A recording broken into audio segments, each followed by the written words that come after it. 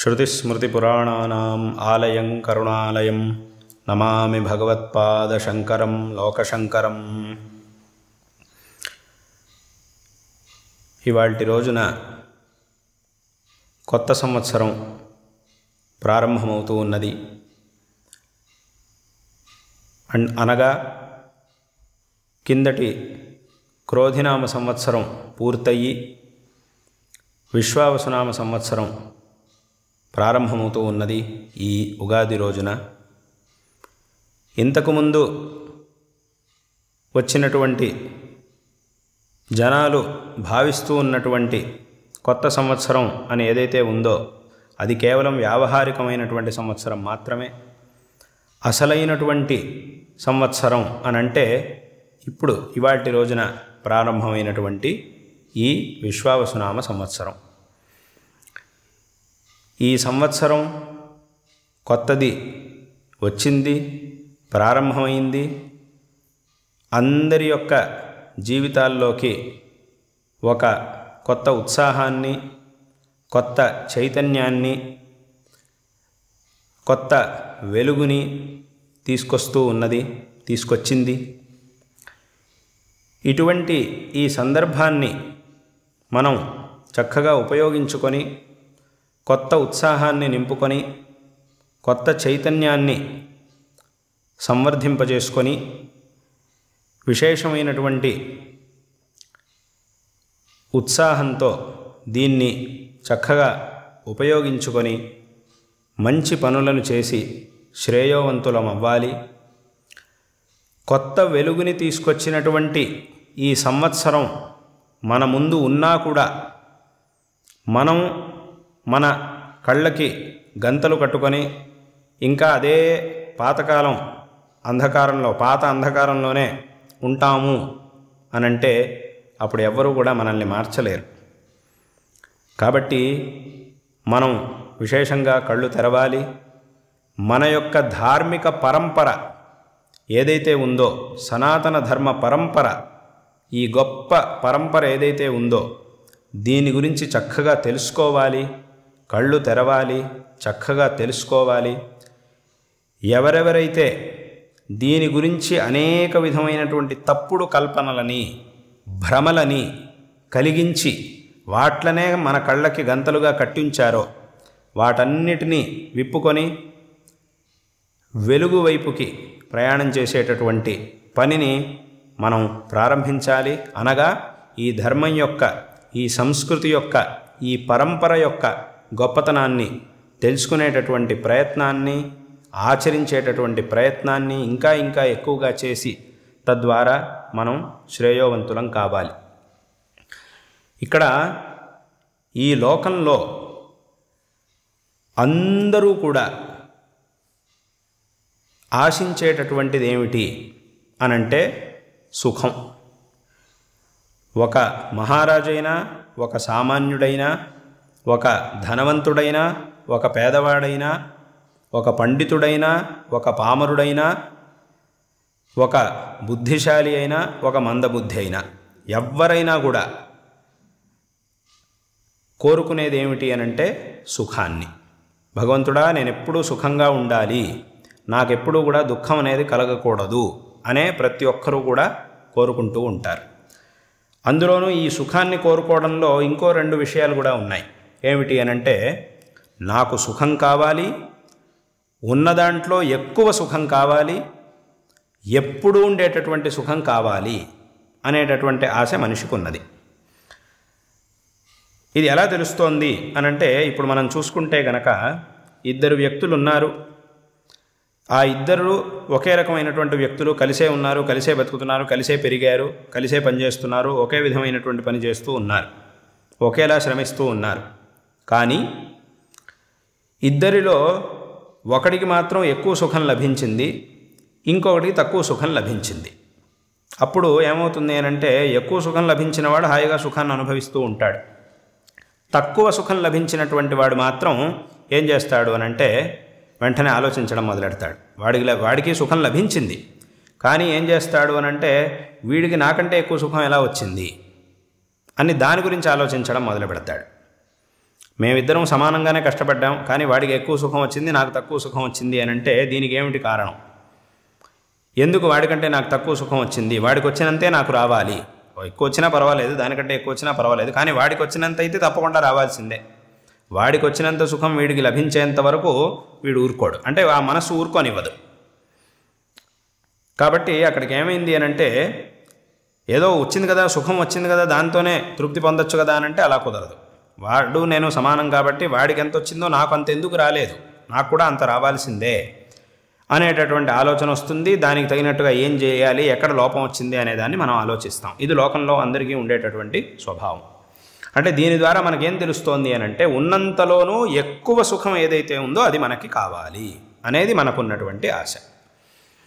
ఇది ఒక అంశమైంది. ఇంకొక అంశం ఏమిటి అని అంటే, కొన్నిసార్లు 1-2 రోజులు బాగా సుఖంగా గడుస్తున్నప్పుడు మనం అనుకుంటాం ఏమిటి అని అంటే, ఇవాళ ఎంత సుఖంగా ఉన్నాం, ఇక్కడ ఉంటే ఎంత సుఖంగా ఉంది, మన జీవితం మొత్తం ఇలాగే ఉండిపోతే ఎంత బాగుంటుంది అని మనకు అనిపిస్తూ ఉంటుంది. ఇదే రకంగా జీవితం మొత్తం ప్రతిరోజు మన జీవితం అంతా ఇలాగే ఉంటే ఎంత బాగుంటుంది, సుఖంగా ఉండిపోతే అని అనిపిస్తుంది. అంటే అక్కడికి ఏమైంది, ఇవాళ సుఖంగా ఉన్నాం వాస్తవమే, కానీ మొత్తం సుఖంగా ఉండాలి అనే ఆశ మనసులో ఉంది. అంటే అక్కడికి ఏమైందంటే, నాకు సుఖం కావాలి, ఆ సుఖం శాశ్వతమైనటువంటిది కావాలి, అన్నిట్లోనూ ఉన్నదానికంటే ఎక్కువైనటువంటి సుఖం కావాలి అనేది మనిషికి ఉన్నటువంటి ఆశ. అదేవిధంగా చిన్న దుఃఖం కూడా నాకు రాకూడదు, కాసేపు కూడా దుఃఖం రాకూడదు అనేటటువంటిది కూడా ఆశ. దీంతో కలిపే ఆశ కూడా ఉంటుంది. ఈ సుఖం ఆశతోనే ఆ ఆశ కూడా ఉంటుంది, రెండూ కలిసే ఉంటాయి. ఇటువంటి ఆశ అందరికీ కూడా ఉంటుంది లోకంలో. ఏ విధమైనటువంటి భేదము లేకుండా అందరికీ ఆశ అనేది ఉంటుంది. అయితే ఈ ఆశకి తగినట్టుగా మనకి ఫలితం వస్తోందా అనంటే మాత్రం వస్తోంది అని ఎవ్వరూ చెప్పలేరు, ఖచ్చితంగా చెప్పడం కుదరదు. ఆశ మనస్సులో ఉంది, కానీ మనం కోరుకున్నంత సుఖం మనకి దొరకట్లేదు. సుఖం కావాలి అనుకుంటున్నా కూడా సుఖం దొరకట్లేదు. అంటే ఒకసారి వచ్చి వెళ్ళిపోతుంది, అలా మధ్య మధ్యలో వస్తోంది, వెళ్ళిపోతుంది. దుఃఖం వద్దు అన్నా కూడా ఆగట్లేదు, వస్తూనే ఉంది. ఏదో ఒకరోజు సుఖంగా ఉన్నాం, హాయిగా ఉన్నాం అనుకునేలోపు ఏదో ఒక దుఃఖం వస్తుంది. మళ్ళీ ఏదో కష్టపడి నానా తంటాలు పడి ఆ దుఃఖం నుంచి బయటకు వచ్చాము అని అంటే, ఆ తర్వాత బయటకు వచ్చి మళ్ళీ కొన్నాళ్ళు సుఖంగా ఉన్నాం అనుకునేలోపు మళ్ళీ ఇంకేదో దుఃఖం. ఈ రకంగా సుఖం దుఃఖం వస్తూనే ఉన్నాయి. కానీ ఆశ మాత్రం మారట్లే. ఆశ ఎలా ఉంది అని అంటే, నాకు అన్నిటికంటే ఎక్కువ సుఖం కావాలి, శాశ్వతంగా ఉండే సుఖం కావాలి, దానికోసం జీవితం మొత్తం ప్రయత్నిస్తూ ఉంటాడు. ప్రతి మనిషి కూడా ఈ ఆశల్ని, అంటే నాకు సుఖం కావాలి, దుఃఖం రాకూడదు అనే ఆశల్ని నెరవేర్చుకోవడం కోసమే జీవితంలో ప్రతి క్షణము కష్టపడుతూ ఉంటాడు. ప్రతి ప్రయత్నాన్ని దీనికోసమే చేస్తూ ఉంటాడు. కాబట్టి ఇంత ప్రయత్నం చేస్తున్నా, ఇంత ఆశ పడుతున్నా కూడా తగినటువంటి ఫలం మాత్రం మనకి లభించట్లేదు. సుఖం కావాలనుకున్నా సుఖం దొరకట్లేదు, దుఃఖం వద్దనుకున్నా ఆగట్లేదు. ఇది అందరికీ అనుభవంలో ఉన్నటువంటి విషయం. కొంతమంది అనుకుంటారు ఏమిటంటే, వీడు చాలా సుఖంగా ఉన్నాడు, వాడికి ఏ విధమైన కష్టాలు లేకుండా సుఖంగా ఉన్నాడే అని అనుకుంటూ ఉంటాం. చాలామంది అలా అనుకుంటూ ఉంటారు వేరే వాళ్ళని చూసి. కానీ సంసారంలో ఉన్నాము అని అంటే కష్టాలు ఉండనే ఉంటాయి. సంసారంలో ఉన్నంత వరకు కష్టాలని తప్పించుకొని మనం ఎక్కడికి వెళ్ళలేము. ఇది శాస్త్రం చెబుతున్నటువంటి మాటే కాదు, లోకంలోనూ ఉన్నటువంటి విషయం. అంటే వేరే వాళ్ళని చూసినప్పుడు వీడు సుఖంగా ఉన్నాడు అని అనిపిస్తోంది. అంటే మనకున్నటువంటి సుఖం, మనకున్నటువంటి దుఃఖాలు వాడికి లేకపోవచ్చు, కానీ వాడికి దుఃఖాలే కొన్ని ఉంటాయి. ప్రతి మనిషికి దుఃఖాలు ఉండనే ఉంటాయి. అందుకే శంకరాచార్యులు వారు ఒక మాట అంటారు, విద్ధి వ్యాధ్యభిమానగ్రస్తం లోకం శోకహతంచ సమస్తం అని అంటారు. లోకం శోకహతంచ సమస్తం. శోకం అనేది ఏదో విధమైనటువంటి దుఃఖం లోకంలో ఏ మూలకెళ్ళినా ఉండనే ఉంటుంది అని అంటారు శంకరులు. కాబట్టి అంటే ఏమైంది అనంటే, ఇవి 2 వ్యక్తులు ఉన్నారు. ఆ ఇద్దరిలో ఒకడిని బంగారు గొలుసుతో బంధించారు, ఇంకొన్నేమో ఇనప గొలుసుతో బంధించారు.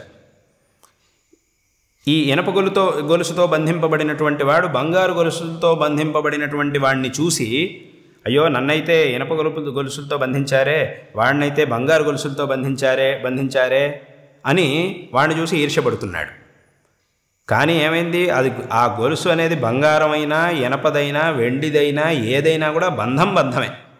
బంధనంలో ఉన్నాము అని అంటే మనకి దుఃఖం అనేది తప్పదు. వాడు అనుకోవచ్చు, ఏరా నిన్నైతే ఇనప గొలుసుల్లో బంధించారు, నన్నైతే బంగారు గొలుసుల్లో బంధించారు చూసావా అని వీడు వాడిని చూసి అనొచ్చు. కానీ నిన్ను ఇనప గొలుసులతో బంగారు గొలుసులతో బంధించినా కూడా బంధనం అనేది ఉంటూనే ఉంది. అది మాత్రం ఇద్దరికీ సమానమే. ఇనప గొలుసులతో బంధించినంత, బంగారు గొలుసులతో బంధించినంత మాత్రాన ఏమైంది? బంధమే. ఇద్దరికీ ఎక్కడికి వెళ్ళడానికి లేదు, ఉన్న చోటే దుఃఖాన్ని అనుభవించాలి అనేది మాత్రం ఇద్దరికీ సమానం. కాబట్టి ఒకడికి సుఖం ఉంటుంది, ఒకడికి దుఃఖం అనేది ఎక్కువ ఉంటుంది. అదంతా ఉన్నా కూడా ప్రతి ఒక్కడికి దుఃఖం అనేది ఉండనే ఉంటుంది సంసారంలో ఉన్నంతవరకు. అందుకే శంకరులు అన్నారు లోకం శోకహతంచ సమస్తం అని. కాబట్టి అక్కడికి ఏమైంది అనంటే సుఖం కావాలి అనుకుంటున్నా కూడా అనుకున్నంత సుఖం దొరకట్లేదు, దుఃఖం వద్దు అనుకున్నా కూడా దుఃఖం రావడం ఆగట్లేదు. ఇది లోకంలో అందరికీ ఉన్నటువంటి అనుభవం. మరి ఎందుకు ఇలా జరుగుతోంది అనంటే ఇక్కడ మనం తెలుసుకోవాల్సినటువంటి విషయం ఏమిటి అనంటే, లోకంలో ఆశ అనేది ఉన్నా కూడా ఫలితం మనకి ఎందుకు దొరకట్లేదు? అందరికీ ఈ ఆశ ఉన్నప్పటికీ ఫలితం ఎందుకు దొరకట్లేదు అనంటే, ఇక్కడ ఆశ మాత్రం ఉంటే సరిపోదు, ఆ ఫలితాన్ని మనం పొందడానికి కావలసినటువంటి కారణం అనేది ఉండాలి అని దీని ద్వారా మనం తెలుసుకోవాలి. ఆశ ఉన్నంత మాత్రాన ఈ పని నేను చెయ్యాలి అనే ఆశ ఉన్నంత మాత్రాన ఎక్కడ కూడా పని జరగదు. ఆ పని చేయడానికి కావలసినటువంటి ప్రయత్నాన్ని చేసినప్పుడు మాత్రమే ఫలితం అనేది మనకి దొరుకుతుంది. అంటే ఒక ఉదాహరణ చెప్పాలి అనంటే, ఒక విద్యార్థి ఉన్నాడు, వాడికి నాకు 100కు 100 మార్కులు రావాలి అని చాలా గొప్ప ఆశ ఉంది వాడి మనసులో, గట్టి ఆశ వాడి మనసులో ఉంది. ఎలాగైనా సరే నాకు పరీక్షలో 100కు 100 మార్కులు రావాలి, నేను మొదటి ర్యాంకు పొందాలి అని వాడికి చాలా ఆశ ఉంది. చాలా ఆశలు పెట్టుకున్నాడు వాడి మనస్సులో. పరీక్ష రాశాడు, 0 మార్కులు వచ్చాయి. ఎందుకు ఇలా జరిగింది? అదేమిటండి, వాడు ఇంత ఆశ పెట్టుకున్నాడు మనస్సులో, ఇంత గొప్ప ఆశని పొందున్నాడు, వాడికి ఆశాభంగం అయిపోయింది. ఇంత గొప్ప ఆశని పెట్టుకున్నప్పుడు వాడికి 0 మార్కులు ఎందుకు వచ్చాయండి? చిన్నప్పటి నుంచి వాడికి అదే ఆశ, 100కు 100 పొందాలని ఆశ, కానీ వాడికి 0 మార్కులు ఎందుకు వచ్చినాయండి అనంటే దానికి ఏమిటి సమాధానం? 100కు 100 మార్కులు పొందాలి అనే ఆశ ఉండొచ్చు, కానీ ఆ మార్కులు పొందడానికి ఆశ మాత్రమే సరిపోదు. మరేం కావాలి? చదువు కావాలి, చదువుకోవాలి. చదువుకుంటే, బాగా చక్కగా చదువుకుంటే అప్పుడు వాడికి ఆశ ఉందో లేదో, కానీ చదువుకున్నాడు అనంటే మాత్రం 100కు 100 మార్కులు ఖచ్చితంగా వస్తాయి. కాబట్టి ఆశ ఉన్నప్పటికీ వాడికి మార్కులు రాలేదు అనంటే దాని అర్థం ఏమిటి? ఆశ ఒక్కటే మార్కులను పొందడానికి కారణం కాదు. అది ప్రధానమైనటువంటి కారణం కాదు. ప్రధానమైనటువంటి కారణం ఇంకోటి ఉంది, అది లేదు కాబట్టి వాడికి సరైనటువంటి మార్కులు దొరకలేదు అని అక్కడ మనకి తెలుస్తూ ఉన్నది. ఇక్కడ కూడా అదే. అత్యంత ఉత్కృష్టమైనటువంటి సుఖాన్ని పొందాలి అనేటటువంటి ఆశ మనకు ఉన్నప్పటికీ అటువంటి సుఖాన్ని ఎందుకు పొందలేకపోతున్నాము అనంటే ఇక్కడ ఆశ మాత్రమే ఆ సుఖాన్ని పొందడానికి కారణం కాదు, మధ్యలో ఇంకేదో కారణం ఉండాలి. ఆ కారణం లేదు కాబట్టి ఆ ఫలితం అనేది మనకి దొరకట్లేదు అనేటటువంటి విషయాన్ని మనం ఇక్కడ కూడా తెలుసుకోవాలి. ఏమిటి ఆ కారణం? అదేదో ఒక కారణం ఉంది, ఆ కారణం లేకపోవడం వల్ల ఎన్ని ఆశలు పెట్టుకున్నా కూడా ఫలం మాత్రం మనకి దొరకట్లేదు. ఆ కారణం అనేది ఉండాలి. ఏమిటా కారణం అనంటే అదే ధర్మాచరణ. దీన్నే శాస్త్రంలో చెప్పారు, ధర్మాచరణ చేయడం ద్వారా మనకి ఫలితం అనేది లభిస్తుంది, శ్రేయస్సు అనేది, సుఖం అనేది లభిస్తూ ఉన్నది. అలాగే ఇక్కడ మనం తెలుసుకోవాల్సినటువంటి ఇంకో విషయం ఉంది. ఎందుకంటే కొంతమంది అడుగుతారు, మేము ధర్మాచరణ చేస్తూనే ఉన్నాము కానీ మాకు ఆ ఫలం దొరకట్లేదే అని ఇంకా కొంతమంది అంటారు.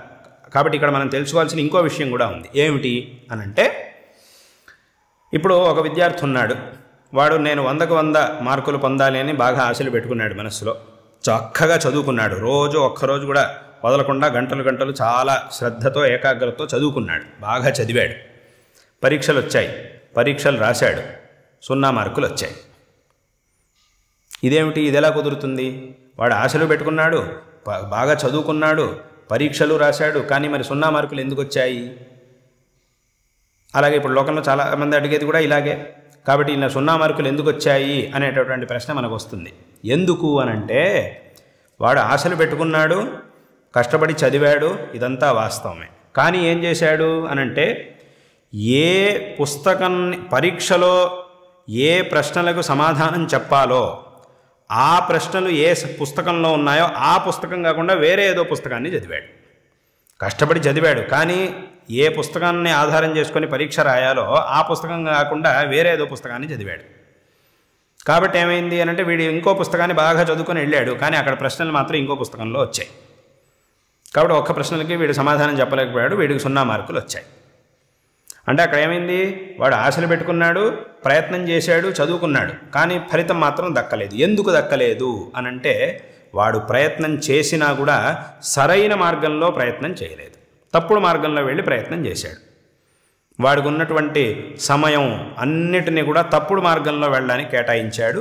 దాని ద్వారా ఏమైంది అంటే మళ్ళీ ఫలితం శూన్యమైంది. కాబట్టి అక్కడ వాడు ఏం చేయాలి అనంటే పెద్దవాళ్ల ద్వారా, ఎవరైతే తనకి పాఠాలు చెప్పేటటువంటి గురువులు ఉన్నారో, పెద్దలు ఉన్నారో, జ్ఞానులు ఉన్నారో వాళ్ళ ద్వారా తెలుసుకోవాలి. నేను ఈ పరీక్షను రాయాలంటే, ఈ పరీక్షలో 100కు 100 మార్కులు పొందాలంటే ఏ గ్రంథాన్ని చదవాలి, ఆ గ్రంథంలో ఏ ఏ విషయాల్ని ప్రధానంగా పరిగణనలోకి తీసుకోవాలి, మొదలైనటువంటి విషయం ఎలా చదువుకోవాలి, ఏ పద్ధతిలో చదవాలి, ఆయా ప్రశ్నలకి ఏమిటి సమాధానాలు, ఎలా చదువుకోవాలి, మొదలైనటువంటి విషయాలన్నిటినీ కూడా పెద్దవాళ్ళ నుంచి తెలుసుకొని అప్పుడు తన యొక్క పరిపూర్ణమైనటువంటి ఏకాగ్రతని దాని మీద పెట్టి, ప్రయత్నాన్ని దాని మీద పెట్టి, ఆ తర్వాత గ్రంథాన్ని చక్కగా పూర్తిగా మొదటి నుంచి చివరి వరకు, ఈ అట్ట నుంచి ఆ అట్ట వరకు పూర్తిగా చదివి తర్వాత పరీక్ష రాయడానికి వెళ్తే వాడికి పరిపూర్ణమైనటువంటి మార్కులు దొరుకుతాయి.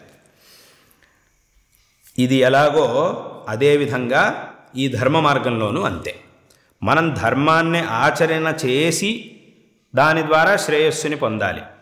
అక్కడ ఈ ధర్మాన్ని ఆచరించేటప్పుడు తప్పుడు మార్గంలో నాకు అన్నీ తెలుసోనో అథవా భ్రమపడో తప్పుడు మార్గంలో వెళ్ళి ఏదేదో ధర్మం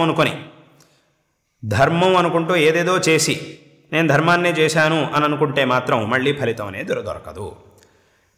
ఏది ధర్మం, ఏది సరైనటువంటి మార్గం అనేటటువంటి దాన్ని శాస్త్రముల ద్వారా అథవా పెద్దవాళ్ళ నుంచి, ఆ శాస్త్రాన్ని ఎరిగినటువంటి పెద్దవాళ్ళు ఎవరైతే ఉన్నారో వాళ్ళ ద్వారా మనం వెళ్ళవలసినటువంటి మార్గాన్ని, సరైనటువంటి మార్గం ఏది అనేదాన్ని తెలుసుకొని ఆ విధంగా ధర్మాచరణ చేసి శ్రేయస్సుని పొందాలి. అందులోనూ ఇవాళ ధర్మాచరణ మొదలెట్టామనగానే రేపే మనకి శ్రేయస్సు లభించదు. ఇవాళ మొదలెట్టేసాం, ఇవాళ రాత్రి నుంచి పొద్దులేలోపు మాకు అంతా ఫలం అంతా వచ్చేయాలి అంటే కుదరదు. ఎలాగైతే ఇప్పుడు ఒకడు చదువుకోవడానికి కూర్చున్నాడు, పుస్తకం పట్టుకున్నాడు చేతిలో, ఒక పేజీ చదివిన వెంటనే వాడికి జ్ఞానం వచ్చేది.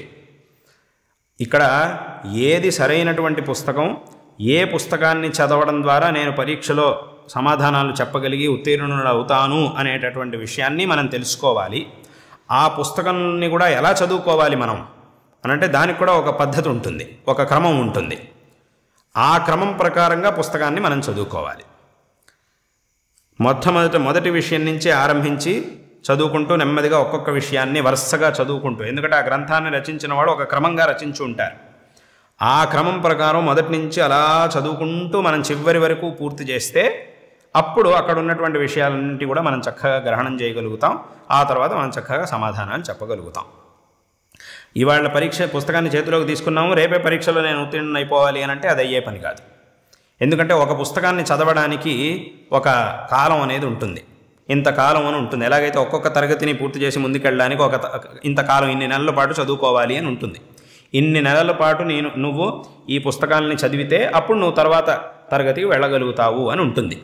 దాన్ని ఎవడో మార్చలేడు, అది అలాగే ఉంటుంది. ఎందుకంటే మన యొక్క సామర్థ్యాన్ని బట్టి ఆ నియమాన్ని తయారు చేశారు.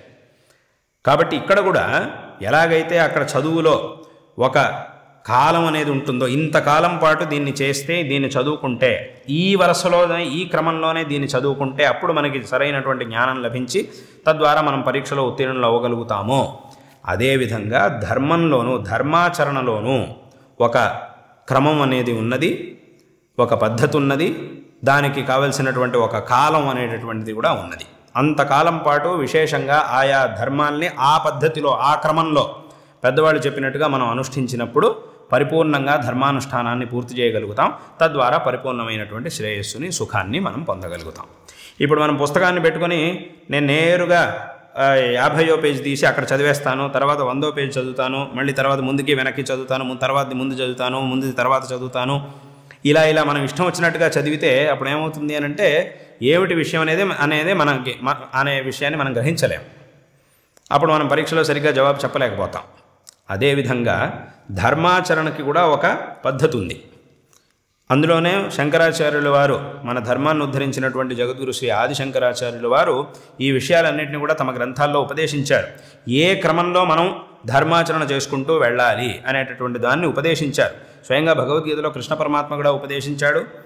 శంకరాచార్యుల వారు ఉపదేశించారు అనంటే ఏదో వారు తయారు చేసి కొత్తగా సృష్టించి ఉపదేశించలేదు. మన పురాణాలు, వేదములు, పురాణాలు ఇత్యాది ప్రామాణిక గ్రంథాలని పెట్టుకొని శంకరులు ఆ మార్గాన్ని ఉపదేశించారు. కాబట్టి అక్కడ ఎలాగైతే ఒక పుస్తకాన్ని మొదటి పేజీ నుంచి క్రమంగా చదువుకుంటూ వెళ్ళినప్పుడు మాత్రమే మనం పరిపూర్ణమైనటువంటి జ్ఞానాన్ని పొందగలుగుతామో, ఫలానా కాలం అని ఉంటుంది, ఆ కాలానికి తగినట్టుగా చదివినప్పుడు మాత్రమే మనం పరిపూర్ణమైనటువంటి జ్ఞానాన్ని పొందగలుగుతామో, అదేవిధంగా ధర్మాచరణలోనూ ఒక క్రమం అనేది ఉన్నది. విశేషంగా ఉదాహరణకి ఇప్పుడు జ్ఞాన మార్గం అనేది చివరికి ఉంటుంది. దానికంటే ముందు భక్తి మార్గము, కర్మ మార్గములు ఉన్నాయి. ఎలాగైతే ఇప్పుడు మనం ఒక పుస్తకాన్ని చదివేటప్పుడు మొట్టమొదటి పేజీ నుంచి మనం విషయాన్ని చదవడం మొదలెడతామో, అదేవిధంగా ఈ ధర్మ మార్గం అనేది ఏదైతే ఉందో, ఈ ధర్మ మార్గాల్లో ధర్మాన్ని ఆచరిస్తూ చివరికి ఆ శాశ్వతమైనటువంటి సుఖం అంటే మోక్షం దాన్ని పొందడం అనేది ఏదైతే ఉందో, ఈ మార్గంలో వెళ్ళడానికి అంటే ఈ పుస్తకంలో వెళ్ళేటప్పుడు ఈ పుస్తకాన్ని చదివేటప్పుడు ఇక్కడ మొట్టమొదటి పేజీ ఏమిటి అని అంటే స్వధర్మం, స్వధర్మాన్ని ఆచరించడం. పుస్తకాన్ని చదివేటప్పుడు అక్కడ మొట్టమొదటి పేజీ అని ఒకటి ఉంటుంది, దాని నుంచి మొదలుపెట్టి మనం చివరి వరకు వెళ్ళాలి.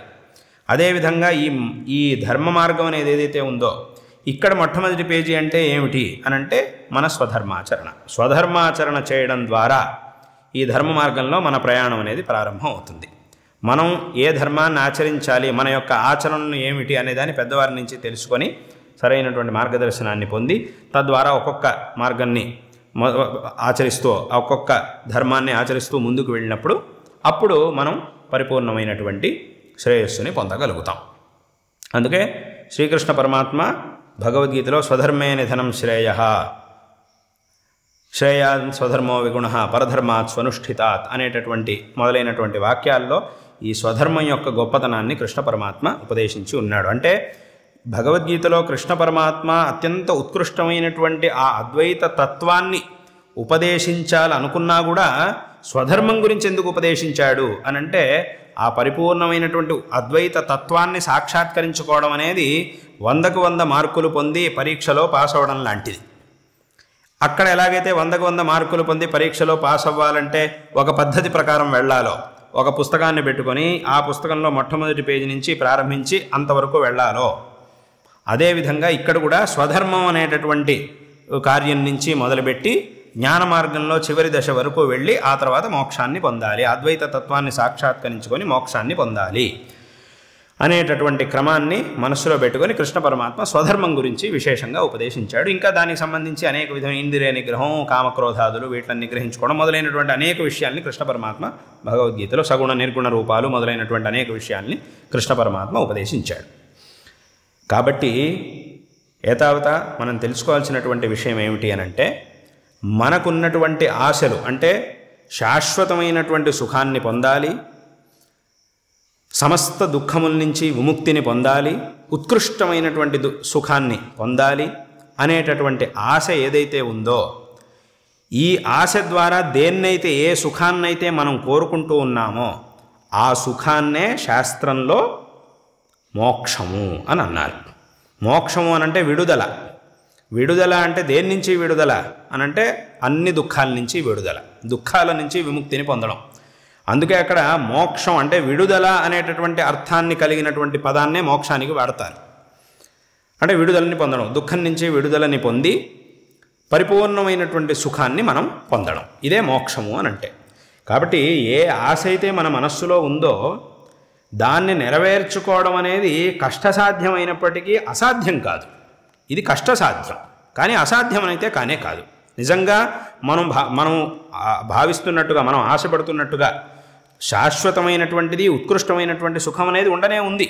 సమస్త దుఃఖం నుంచి విముక్తి పొందడం అనేది ఉండనే ఉంది.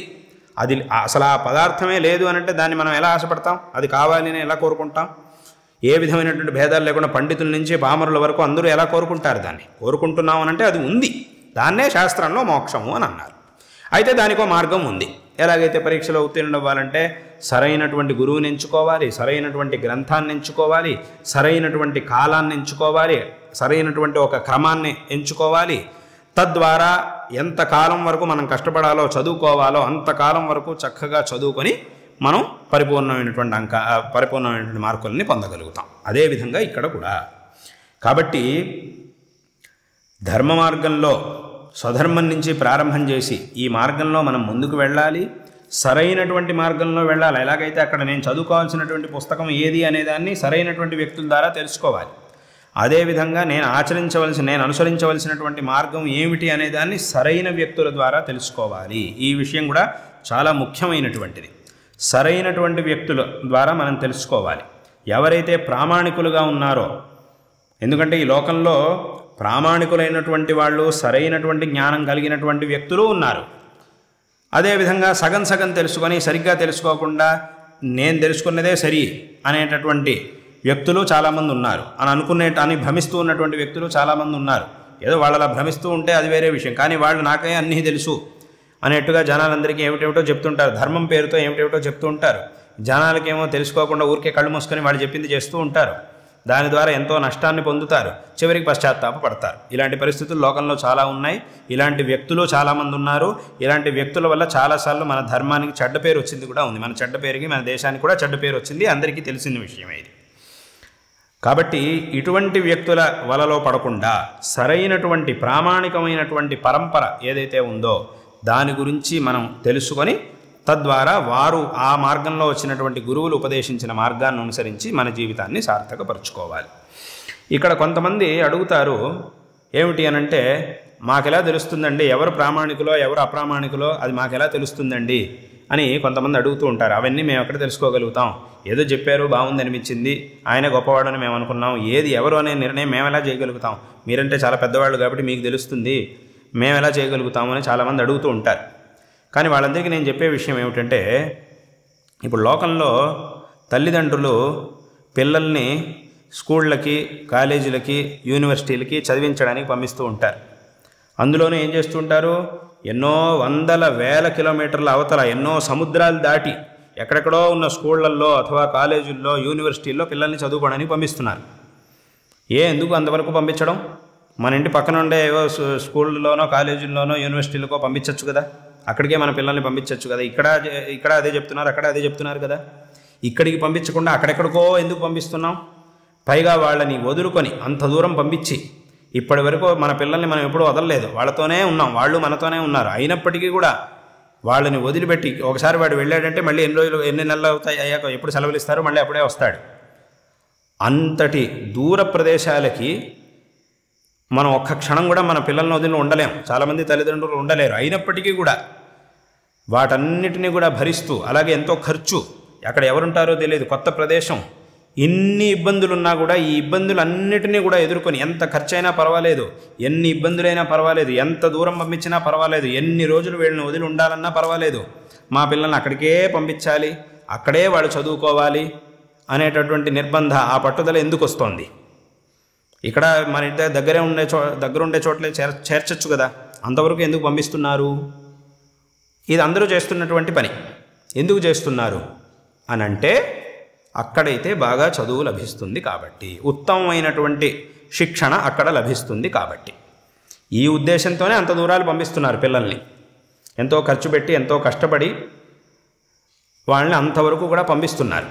వాళ్ళ మీద ఎంతో ప్రేమ ఉండి వాళ్ళని వదిలి ఉండడం అనేది కుదరదు అనేటటువంటి పరిస్థితి ఉన్నా కూడా మనస్సులో వాళ్ళతో కలిసి ఉండాలనే ఆశల్ని చంపుకొని వాళ్ళని అంత దూరం పంపిస్తున్నాం. ఎందుకు ఇదంతా ఎందుకు చేస్తున్నాం అనంటే, అక్కడైతే వాళ్ళకి ప్రామాణికం అలాగే ఉత్తమమైనటువంటి విద్యాభ్యాసం లభిస్తుంది, అక్కడ చదువుకొని వస్తే వాళ్ళు గొప్పవాళ్ళు అవ్వగలుగుతారు కాబట్టి అనేటటువంటి ఆశతో, ఈ కారణంతోనే అంత దూరం మనం పంపిస్తూ ఉన్నాం. దానికంటే ముందు మనం ఎంక్వైరీ చేస్తాం, అన్ని చోట్ల విచారణ చేస్తాం. ఏముంది, ఎక్కడ బాగుంటుందండి, ఏ స్కూల్ బాగుంటుందండి, ఏ కాలేజ్ బాగుంటుంది, ఏ విశ్వవిద్యాలయం బాగుంటుంది, అందరినీ అడుగుతాం మనం. వాళ్ళెవరో అబ్బాయి అక్కడ చదువుకుంటున్నాడు, వాళ్ళ అమ్మాయో వాళ్ళ అబ్బాయో అక్కడ చదువుకుంటున్నారు కానీ వాళ్ళ దగ్గరికి వెళ్ళి మాట్లాడతాం. మీ అబ్బాయి అక్కడ చదువుకుంటున్నాడు కదా, అక్కడ ఎలా ఉంటుంది, ఏముంది, బాగుందా లేదా అన్నీ అడుగుతున్నాం మనం. అంతే, దాని గురించి ఇన్ని ఎంక్వైరీలు చేసి, ఇంతకాలం పాటు ఇంత విచారణ చేసి వాళ్ళని మనం అక్కడికి పంపిస్తూ ఉన్నాం, చదివిస్తూ ఉన్నాం. కానీ ఎంత చదివించినా కూడా, ఇంత కష్టపడి ఎంత చదివించినా కూడా వాళ్ళు డాక్టర్లో అథవా ఇంజనీర్లో ఏదో ఒకటి అయ్యేది ఈ జన్మలో మాత్రమే. తద్వారా వాళ్ళు సంపాదించగలిగేటటువంటిది, వాళ్ళు చేసేటటువంటి పనులు, వాళ్ళు పొందేటటువంటి ప్రయోజనం అంతా కూడా ఈ జన్మకు మాత్రమే సీమితం. ఎవరు కూడా నేను వచ్చే జన్మలో డాక్టర్ అవ్వాలి అనే ఉద్దేశంతో ఈ జన్మలో డాక్టర్ చదువుకోరు. నేను ఈ జన్మలో డాక్టర్ అవుతాను కానీ ఆపరేషన్లు ట్రీట్మెంట్లన్నీ వచ్చే జన్మలో ఇస్తాను, నేను ఈ జన్మలో ఇంజనీర్ అయిపోతాను కానీ వచ్చే జన్మలో అన్ని భవనాలు అవన్నీ కడతాను, ఈ జన్మలో సైంటిస్ట్ని అయిపోతాను వచ్చే జన్మలో అన్నీ కడతాను కనిపెడతాను, ఈ జన్మలో పోలీసుని అవుతాను వచ్చే జన్మలో నేను డ్యూటీ చేస్తాను దొంగల్ని పట్టుకుంటాను అని ఎవరు అనరు. నేను ఈ జన్మలోనే చదువుకోవాలి, ఈ జన్మలోనే డాక్టర్ అవ్వాలి, ఈ జన్మలోనే ట్రీట్మెంట్ ఇవ్వాలి, జనాలకి మంచి చేయాలి, ఈ జన్మలోనే నా వృత్తిని నేను కొనసాగించాలి, ఉత్కృష్టమైనటువంటి స్థితికి రావాలి అని అందరూ భావించేది. అంటే ఏమిటి, ఇంతెంత దూరాలు వెళ్ళి చదువుకుంటున్నా కూడా దాని యొక్క ఫలితం అనేది ఈ జన్మలోనే సీమితం, ఈ జన్మకే అది పరిమితం. అంటే ఈ జన్మకు మాత్రమే పరిమితమైనటువంటి ఈ చదువులు, ఈ ఉద్యోగాలు, వీట్ల కోసం మనం ఇంత విచారణ చేసి, ఇంతమందిని అడిగి, ఇంత ప్రయత్నం చేసి, ఇంత ఏకాగ్రత, ఇంత దృష్టిని దాని మీద పెట్టి మనం చేస్తూ ఉన్నాం. చెయ్యండి, చాలా సంతోషం, చేయాల్సిందే. కానీ దీనికోసమే మనం ఇంత చేస్తూ ఉంటే ఈ ధర్మానికి సంబంధించినటువంటి విషయం ఏదైతే ఉందో దాని మీద మనకి ఇంకెంత శ్రద్ధ ఉండాలి. ఎందుకు అనంటే ఈ లౌకికంగా మనం చదివేటటువంటి చదువులు, ఉద్యోగాలు, వీటన్నిటి యొక్క ఫలం ఇప్పుడు చెప్పినట్టుగా ఇక్కడికే పరిమితం. కానీ ధర్మాచరణ ఏదైతే ఉందో దాని యొక్క ఫలం అనేది ఇక్కడికే పరిమితం కాదు. ఈ జన్మలోనూ, వచ్చే జన్మలోనూ, తర్వాత జన్మల్లోనూ దాని యొక్క ఫలితం అనేది మనకి లభిస్తుంది. అంటే అక్కడికి ఏమైంది అనంటే ఈ ధార్మికమైనటువంటి పరంపర అనేది దీనికంటే కూడా గొప్పది. కాబట్టి ఎప్పుడైతే మనం లౌకికమైనటువంటి విషయాల్లోనే ఇంత శ్రద్ధ పెడుతూ ఏది బాగుంటుంది, ఏది ప్రామాణికం, ఏది అప్రామాణికం అనే దాన్ని ఇంత శ్రద్ధతో తెలుసుకుంటూ ఉన్నామో ఈ జన్మకే పరిమితమైనటువంటిది. అలాంటిది మరి ఈ శాస్త్ర మార్గం, ధర్మ మార్గం అనేది ఏదైతే ఉందో ఈ ధర్మ మార్గాన్ని ఉపదేశించేటటువంటి వాళ్ళలో ఎవరు ప్రామాణికులు, ఎవరు అసలైనటువంటి గురువు, ఎవరు కాదు అనేటటువంటి విషయాన్ని మనం ఇంకెంత ఏకాగ్రతతో తెలుసుకోవాలి, ఇంకెంత శ్రద్ధతో తెలుసుకోవాలి. అక్కడ ఉన్నటువంటి శ్రద్ధ ఇక్కడికి వచ్చేటప్పటికి ఎక్కడికి వెళ్ళిపోతుంది. అక్కడైతే మనం చాలా శ్రద్ధగా ఏ కాలేజీ బాగుంటుంది అని బాగా ఆలోచిస్తూ ఉన్నాం, తెలుసుకుంటూ ఉన్నాం, గొప్ప పెద్దవాళ్ళ నుంచి అడిగి తెలుసుకుంటూ ఉన్నాం. అక్కడ ఉన్నటువంటి శ్రద్ధ ఇక్కడికి వచ్చేటప్పటికి ఎక్కడికి వెళ్తోంది. ఇక్కడ ఆ శ్రద్ధ ఉండాలి, దానికంటే కూడా ఎక్కువ శ్రద్ధ ఇక్కడ ఉండాలి మనకి. కాబట్టి ఎలాగైతే అక్కడ ఏది బాగుంటుంది, ఏది బాగుండదు అనేదాన్ని పెద్దవాళ్ళని అడిగి తెలుసుకుంటూ ఉన్నామో అదేవిధంగా లోకంలోనూ ఎవరు గురువు వేషం వేసుకున్నాడు, నిజమైనటువంటి గురువు ఎవరు, ఊరికే గురువు అనిపించుకుంటున్నటువంటి వాడెవరు, అన్నీ తెలిసినటువంటి వాడెవరు, అన్నీ నాకు తెలుసు అని అనుకుంటున్నటువంటి వాడెవరు అనే విషయాల్ని మనం తెలుసుకోవాలి. ఒకవేళ దాన్ని తెలుసుకునేంత పరిపక్వత మనకి లేదు అని అంటే పెద్దవాళ్ళనైనా అడిగి, ప్రామాణికులనైనా అడిగి మనం తెలుసుకోవాలి.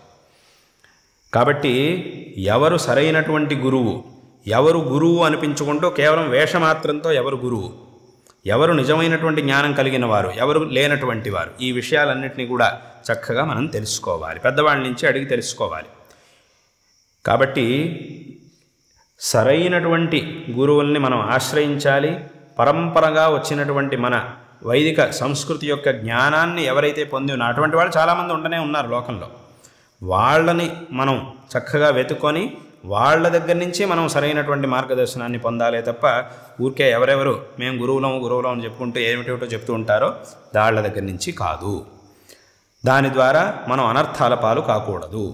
ఈ విషయాన్ని కూడా చక్కగా మనం తెలుసుకోవాలి.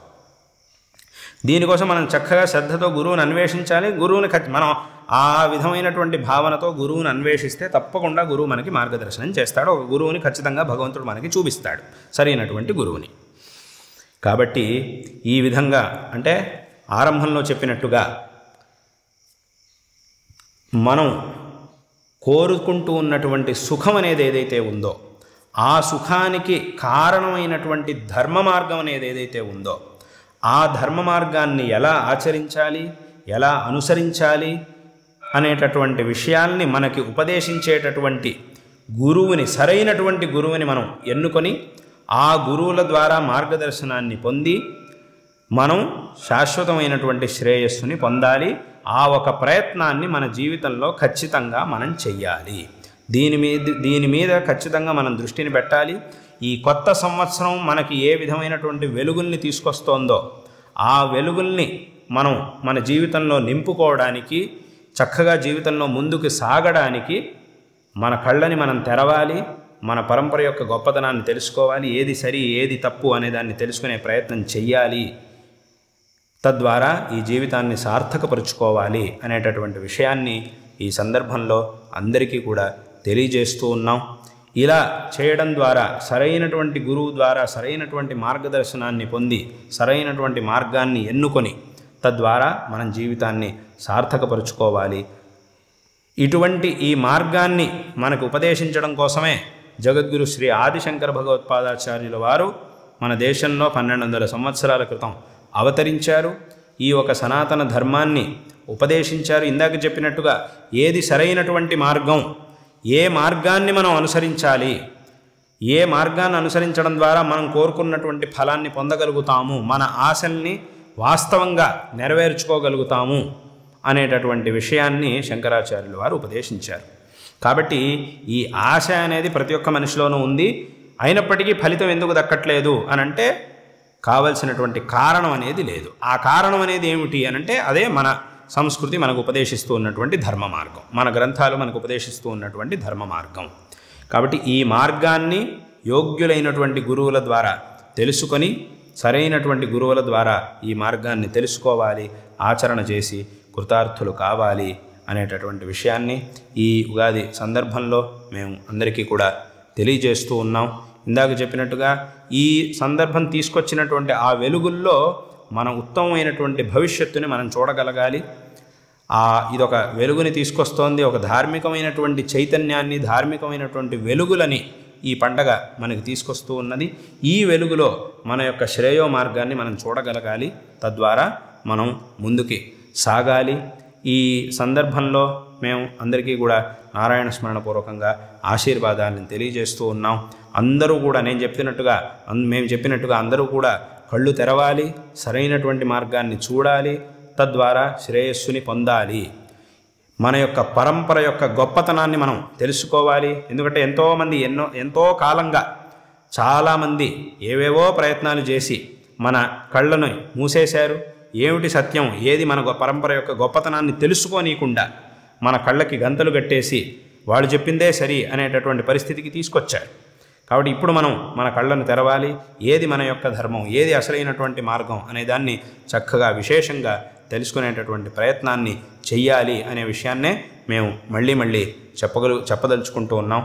చివరిగా ఒక విషయం ఏమిటి అనంటే, కొంత కాలం క్రితం ఎవరో ఒక ఆయన యొక్క శక్తికి తగినట్టుగా ఏదో ధర్మ ప్రచారం ఏదో చేస్తూ ఉంటాడు. ఆయన ఒక పుస్తకాన్ని తీసుకొచ్చి నాకు ఇచ్చారు. చిన్న పుస్తకం, దాంట్లో రకరకాల లేఖనాలు ఉన్నాయి, ధర్మం గురించి అనేక విధమైనటువంటి లేఖనాలు ఉన్నాయి.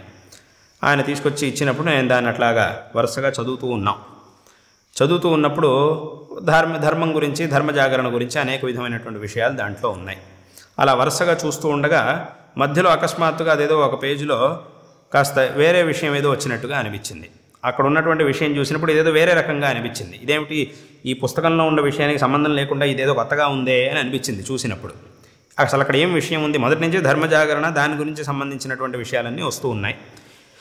ఆ వరుసలో అలా ప్రవాహంగా చదువుకుంటూ వచ్చినప్పుడు ఇక్కడ మాత్రం ఏమైపోయింది అనంటే, ఈ ప్రపంచంలో పలు రకాల జంతువులు అవి పుట్టిన తర్వాత ఎంతకాలానికి కళ్ళు తెరుస్తాయి అనేటటువంటి విషయాల్ని చెప్పేటటువంటి విషయం ఒకటి ఉంది. అక్కడ ఒక పేజీలో అకస్మాత్తుగా ఈ విషయం వచ్చింది. మొట్టమొదటి అది చదివినప్పుడు మనకు అనిపిస్తుంది, ఇదేమిటిది, ఈ పుస్తకానికి దీనికి ఏమిటి సంబంధం, ధర్మం గురించి ధర్మజాగరణ గురించి వరుసగా చెప్పుకుంటూ వస్తుంటే మధ్యలో ఈ జంతువులు పుట్టిన తర్వాత ఎంతకాలాన్ని కళ్ళు తెరుస్తాయనే విషయం ఇక్కడ ఎందుకు వచ్చింది అని ఒక ప్రశ్న వచ్చింది వెంటనే. అయినా కానీ ఆ క్రమంలో వెనకటి నుంచి అదే ఒక ధారగా చదువుకుంటూ వస్తున్నాం కాబట్టి దీన్ని కూడా అలా వరుసగా చదువుకుంటూ వెళ్తూ ఉంటే అక్కడ వరుసగా రాశారు, ఒక ఆవు దూడ అది పుట్టిన తర్వాత ఇన్ని రోజులు ఇంతకాలాన్ని కళ్ళు తెరుస్తుంది, ఒక కుక్క పిల్ల పుట్టిన తర్వాత ఇంతకాలాన్ని కళ్ళు తెరుస్తుంది, ఒక పిల్లి పిల్ల ఇంతకాలానికి తెరుస్తుంది, ఇలా వరుసగా రాసుకుంటూ వచ్చారు. ఇలా చదువుతూ చివరిగా ఒక మాట రాశారు. అది చదివినప్పుడు అర్థమైంది, దీనికోసమే దీన్ని రాశారు, ఇది ఇక్కడే అసలైనటువంటి విషయం ఉండేది. ఏమిటి అనంటే, ఇక్కడ వరుసగా అలా చదువుకుంటూ ఒక్కొక్క జంతువు పుట్టిన తర్వాత ఇంతకాలానికి కళ్ళు తెరుస్తుంది, ఇలా వరుసగా రాసుకుంటూ వచ్చి చివరికి ఏం రాశారు అనంటే హిందువులు అని ఒక మాట ఉంది అక్కడ. దాని పక్కన ఏం రాశారు అనంటే ఎప్పటికీ కళ్ళు తెరవరు అని రాసింది. ఒక్కొక్క జంతువు పుట్టిన తర్వాత ఇంతకాలానికి కళ్ళు తెరుస్తుంది, మన హిందువులు ఎవరైతే ఉన్నారో వాళ్ళు పుట్టిన తర్వాత పుట్టినా కూడా అయ్యి చివరి వరకు కళ్ళు తెరవరు అని రాసింది అక్కడ. అంటే ఈ మాట చూసినప్పుడు కొంతమందికి అనిపించవచ్చు, ఏమిటండి మా హిందువుల గురించి అలా అంటారా మీరు, మా గురించి ఇలా అంటారా మీరు, మమ్మల్ని ఇంత తక్కువ చేసి మాట్లాడతారా అది ఇది అని కొంతమంది అనొచ్చు, అది వేరే విషయం. కానీ ఆ రాసినటువంటి ఇక్కడ మనం చూడాల్సింది అది కాదు. ఏమిటి మమ్మల్ని అలా అంటారా ఇలా అంటారా అని కాదు మనం చూడాల్సింది. ఈ మాటను విన్న తర్వాత మనం ఇక్కడ ఏం చూడాలి అనంటే ఇక్కడ ఉన్నటువంటి పరిస్థితిని చూసి దాన్ని రాసినటువంటి వ్యక్తి యొక్క మనస్సులో ఉన్న ఆవేదనని మనం గుర్తించాలి. అంటే ఎంత పరిస్థితిని చూసి ఆ పరిస్థితిని చూసి ఎంత ఆవేదనకు గురై ఈ మాటని ఆ వ్యక్తి రాశాడు అనేదాన్ని మనం గమనించాలి. ఈ మాటను రాసినటువంటి వ్యక్తి యొక్క అంతరంగాన్ని మనం గమనించాలి. అంటే నిజంగా వాస్తవంగా మనం చూసినప్పుడు మనకే అనిపిస్తుంది ఎన్నో చోట్ల ఇలాంటి పరిస్థితి ఉంది అని మనకే అనిపిస్తుంది. కాబట్టి ఆ విషయాన్ని అక్కడ రాసి ఉండడం, ఈ విషయాన్ని మనం అక్కడ గమనించాలి. అంతే తప్ప ఇది చూడంగానే వెంటనే మనం కోపం తెచ్చేసుకొని ఏమిటి ఇలా అంటారు ఏమిటి అలా అన్నారు ఏమిటి అని మనం అనుకోకూడదు. ఆ మాట యొక్క వెనకాల ఉన్న ఆవేదనని మనం గుర్తించాలి, ఆ సత్యాంశాన్ని మనం గుర్తించాలి. కాబట్టి నేను చెప్పినట్టుగా ఈ సంవత్సరం ఈ కాలం మనకి ఇస్తూ ఉన్నటువంటి ఈ వెలుగులు ఏవైతే ఉన్నాయో దీని ద్వారా ఒక ఉత్తమమైనటువంటి భవిష్యత్తుని, ధార్మికమైనటువంటి భవిష్యత్తుని మనం నిర్మించుకోవాలి అనేటటువంటి విషయాన్ని ఈ సందర్భంలో అందరికీ కూడా తెలియజేస్తూ శ్రీ శారదా చంద్రమౌళీశ్వరుల అదేవిధంగా ఈ దక్షిణాంనాయ శృంగేరి శారదా పీఠం యొక్క 36వ అధిపతులు మా పరమపూజ్య గురుదేవులు అయినటువంటి జగద్గురు శ్రీ శ్రీ భారతీ తీర్థ మహాస్వామి వారి యొక్క పరిపూర్ణమైనటువంటి అనుగ్రహం మీ అందరి యందు సదాకాలం ఉండుగాక. సమస్త ఆస్తిక మహాజనులకు సకల శ్రేయస్సులు లభించుగాక. ఈ కొత్త సంవత్సరం అనేది సకల విధమైనటువంటి కార్యసిద్ధులని, సకల విధమైనటువంటి మంగళములని కలుగజేయుగాక అని ఈ సందర్భంలో అందరికీ కూడా నారాయణ స్మరణపూర్వకమైనటువంటి ఆశీర్వాదాలని తెలియజేస్తూ ఉన్నాం.